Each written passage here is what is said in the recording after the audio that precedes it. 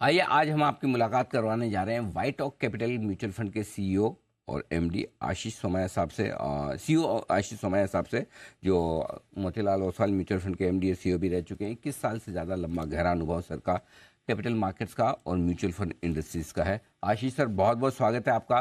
धन्यवाद sir. Thank you. अभी sir आज आप आए हैं, वापस नेक्स्ट टाइम आएंगे, थोड़े दिन तो लगाएंगे, तुरंत तो आने वाले नहीं है, कल या दोपहर में या परसों।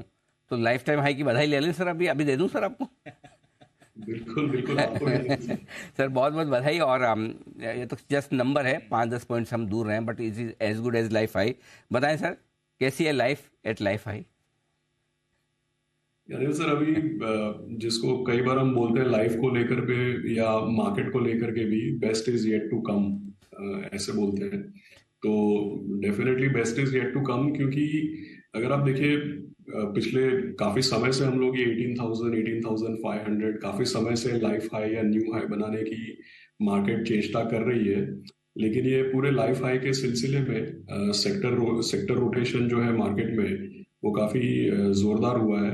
तो अक्टूबर 2021 के 18,000 में, नवंबर 2022 के 18,000 में और आज के न्यू हाई में सेक्टर रोटेशन, सेक्टर परफॉर्मेंस काफी डिफरेंट है।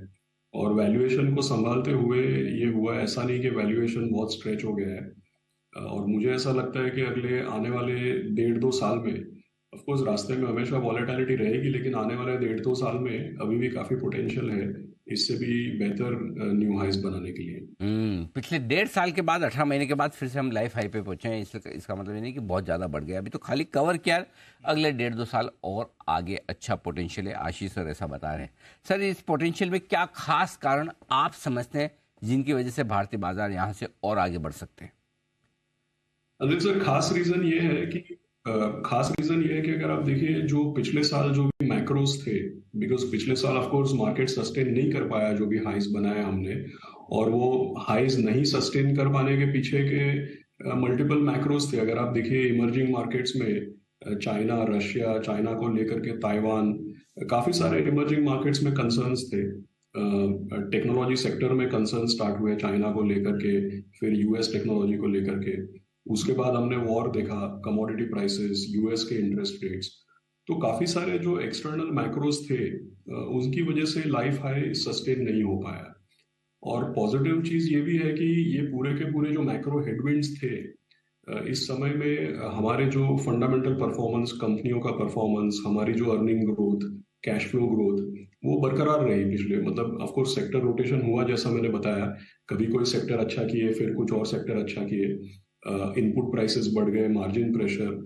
लेकिन कुल मिला के अगर आप देखें तो एट अ मार्केट लेवल हमने अपना earnings performance, cash flow performance को बरकरार रखा।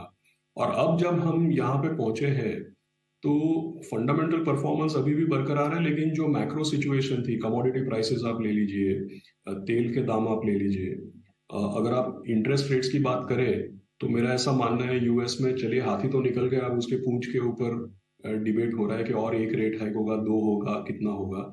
लेकिन अल्टीमेटली जो मेजॉरिटी जो मैक्रो प्रॉब्लम्स थे वो चेंज हो गए।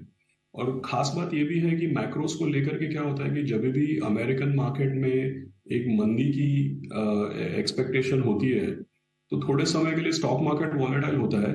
लेकिन एक लैग इफेक्ट के बाद इमर्जिंग मार्केट्स में और खास करके इंडिया जैसे मार्केट में एफपीआई फ्लो आपको मुझे लग रहा है ये तो अभी शुरुआत है। आने वाले 1-2 साल में ये एफपीआई फ्लो बरकरार रहेगा, क्योंकि जब अमेरिका के मार्केट में तेजी है तो वर्ल्ड लेवल पे अमेरिका ब्लू चिप है, ट्रिपल ए है। और जो वर्ल्ड ग्लोबल स्तर पे जो ट्रिपल ए और ब्लू चिप है, अगर वहां पे तेजी है, उनका बहुत अच्छा परफॉर्मेंस है, तो किसी को इमर्जिंग मार्केट में ज्यादा देखने की जरूरत नहीं है। आप पिछला 10 साल देख लीजिए, कभी 5 बिलियन, कभी 10 बिलियन, कभी प्लस, कभी माइनस।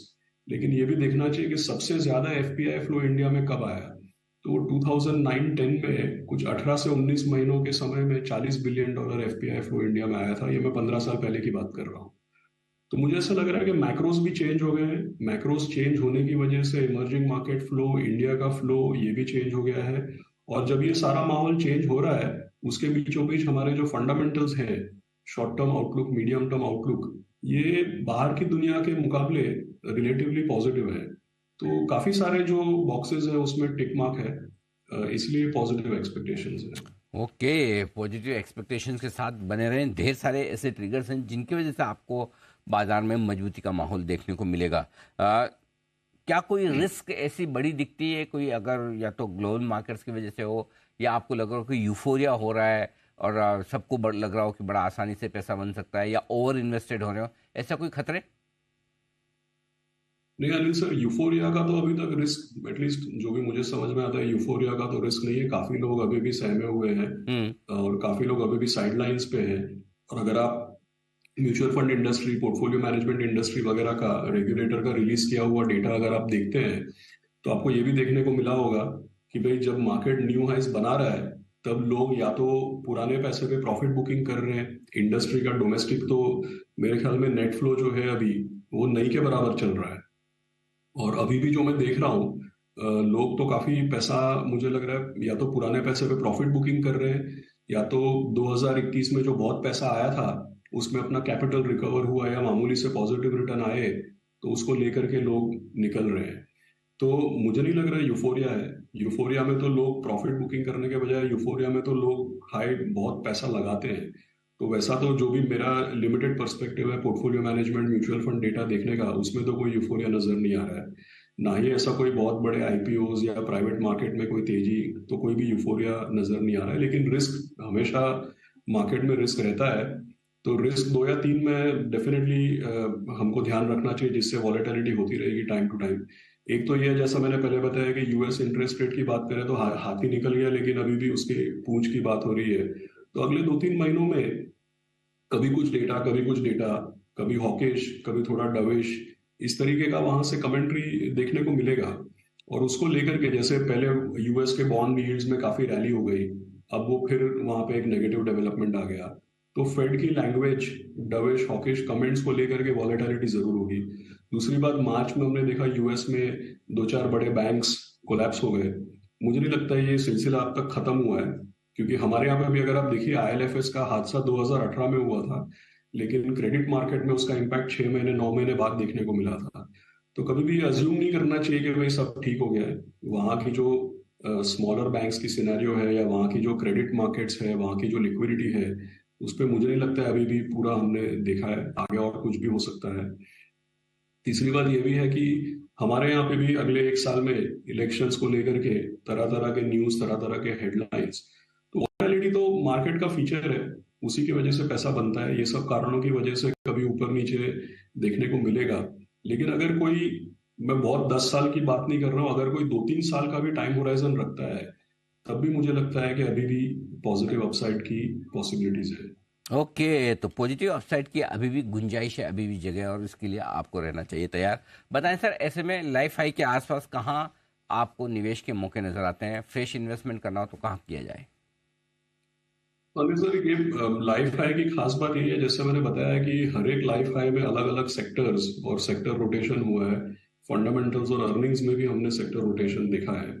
और अगर आप देखें तो मुझे ऐसा लगता है कि जो पहले भी मैं कई बार बताता हूँ, मुझे अभी भी ऐसा लगता है कि जो नॉन लेंडिंग फाइनेंशियल्स है, यहाँ पे सबसे ज्यादा वैल्यू नजर आ रही है। नॉन लेंडिंग फाइनेंशियल से मेरा मतलब है पूरा का पूरा जो asset management, insurance, bank, broking, wealth management, market infrastructure, intermediaries, जो भी कैपिटल मार्केट से जुड़ा हुआ जो पूरा सब सेक्टर्स है। बैंक्स तो जरूर है, लेकिन बैंक्स के अलावा भी जो फाइनेंशियल्स का सेक्टर है वो काफी इंटरेस्टिंग है। दूसरी बात डेफिनेटली इंडस्ट्रियल्स, क्योंकि हम लोग सेक्टोरल इन्वेस्टर नहीं है, हर सेक्टर में इन्वेस्ट करते हैं। लेकिन अगर मैं BSE 500 के मुकाबले देखूं, तो इंडस्ट्रियल्स में हमारा ओवरवेट है। डिस्क्रेशनरी कंजम्पशन या अर्बन कंजम्पशन में हमारा ओवरवेट है। और इसके अलावा मामूली ओवरवेट फार्मास्यूटिकल्स और केमिकल्स में भी है। तो ये 3-4 टॉप सेक्टर रहेंगे। आईटी में, मिड कैप आईटी में ओवरवेट है। तो ये 3-4 टॉप सेक्टर्स हैं जहाँ पे हम ओवरवेट है, और जहाँ पे हमको ऐसा लगता भी है कि आने वाले 2-3 सालों में आउट परफॉर्मेंस देखने को मिलेगा हमको। तो ये आपके लिए बिल्कुल निवेश करने के अब भी भरपूर मौके आपके लिए। बेसिकली BFSI स्पेस ऐसी है जहाँ पर अब भी आप अच्छे इन्वेस्टमेंट्स कर सकते हैं। मेटल्स और कमोडिटीज़ को लेकर थोड़े रहें सावधान, ये मानना है आशीष सर का। आशीष सर, बहुत बहुत धन्यवाद आपका, हमें समय दिया आपने और बाजार पर अपनी पूरी राय रखी, आगे आउटलुक भी दिया आपने। 18,000